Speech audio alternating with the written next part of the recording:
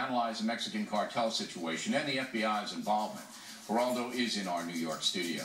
So, what say you about this? Well, there are two stories here, Bill. There's the story south of the border and the story here in our country, which is the most relevant story to us. And thank God we have not yet seen a spike in violence along the southern border due to either undocumented immigrants or due to the Mexican drug cartel violence. Not yet. We're in Texas, New Mexico, Arizona, Southern California, in areas where undocumented immigrants, illegal aliens, if you would, live and are concentrated. The crime has actually dropped, and there are several studies suggesting, here's one, illegal immigrants avoid involvement in criminal activity to reduce interaction with law enforcement. So that's the story north of the border. Now jump cut to what's happening down south.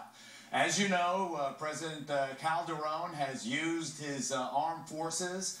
He has unleashed the power of the federal government against these Mexican drug cartels. So far, it has been a disaster, sadly, for Mexico. The dead bodies are piling up. 2010 was the worst year ever, over 15,000 dead, more than 40,000 dead totally nationwide since this war, this campaign against the Mexican drug cartels began.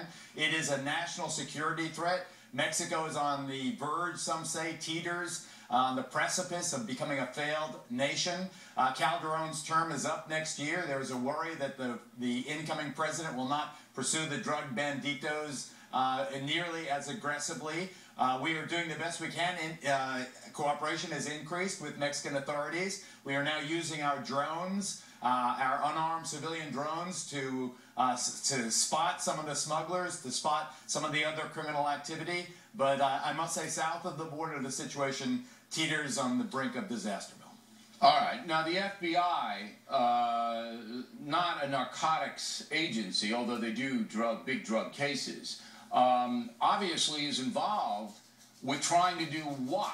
What do you think is? I don't want to speculate, but this Gauna, he's a bad guy. You can speculate, definitely. And you can speculate because we have the example set from bad guys going back to the mafia, to other organized criminals. It takes a thief to catch a thief.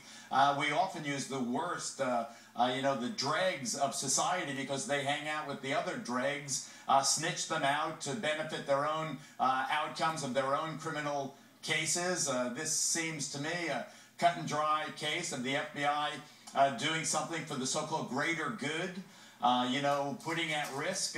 In this case, the crime was committed against the man who was essentially the brother-in-law of the perpetrator here. It was a case really more than anything else of domestic violence. He rapes his own wife. He gets charged with sex assault. She doesn't press charges because you know how difficult it is in these domestic violence cases. She's afraid of the guy. Of course. She's afraid of him.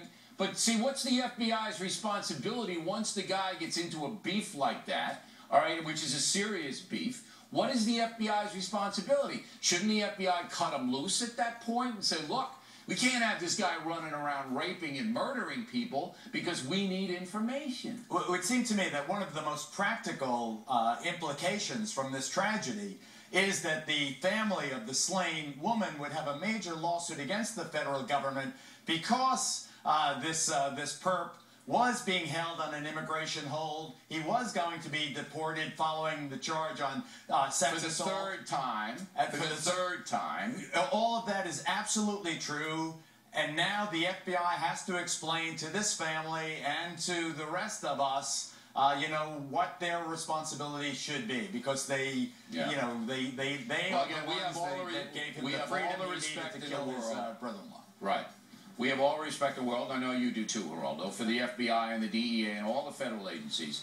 But, you got to really make these tough decisions. If somebody gets involved in a felony, you got to cut them loose. You got to let the locals deal with it. This ain't the first time, brother, as you know.